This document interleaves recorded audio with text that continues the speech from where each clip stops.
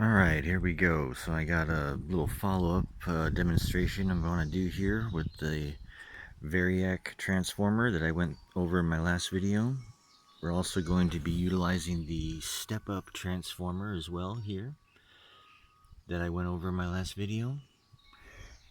The rotary converter, once again, that takes DC and turns it into AC by means of slip rings and the commutator. So the DC comes in through the commutator side, it goes through the rotor, and comes out through the slip ring side. So as the DC is flipping in the commutator, but always staying the same orientation, the slip rings makes it flip polarity. It makes an alternating current. So you're getting a pulsating DC over here that is constantly flipping from positive to negative, but it's staying in the same orientation to a AC current that doesn't change its orientation, that slides along the slip rings, that always flips as it spins. That's how the rotary transformer works. And let's turn it on here. So we're going to be sending 120 from the outlet through the Variac, and it's going to be sending that to the step-up transformer, stepping it up to 240. That'll now be sending that through the rectifier. So let's see how much voltage we can go up to there. See, I'm only about a quarter of the way on the Variac. If I can get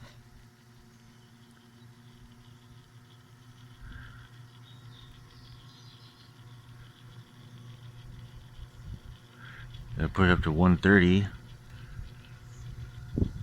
So now I have a switch for the rotary transformer here.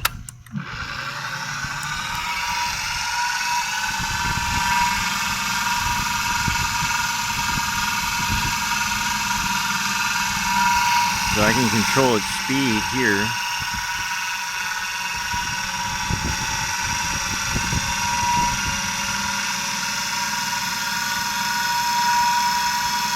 So now that I got it up to 120, now I can turn this on.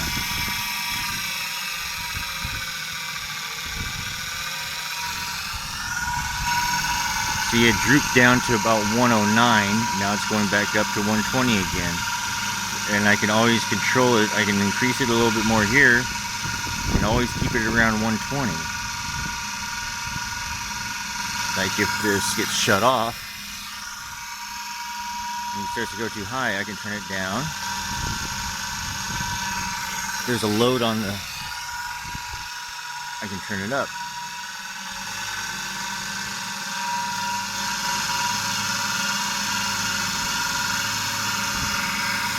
See, now this is running and it's still at 120 volts, staying steady.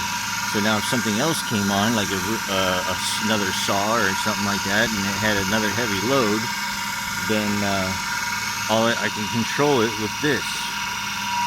I can increase it or decrease it through this transformer.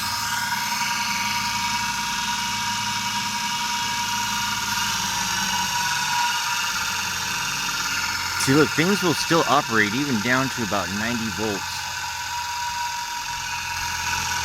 This is a very good way to test to see how efficient equipment is and what specific voltages things can run at and stuff like that. Yeah, I can bring it back up like this.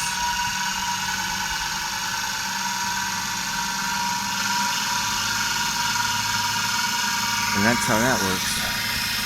So I can basically control my own power station here. So I can lower it back down to 120. Keep the voltage steady.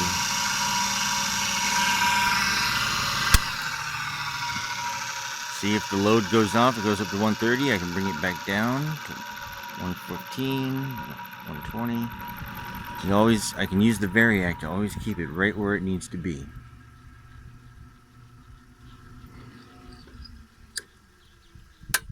And that's how you would have a completely electric, mechanical controlled power system.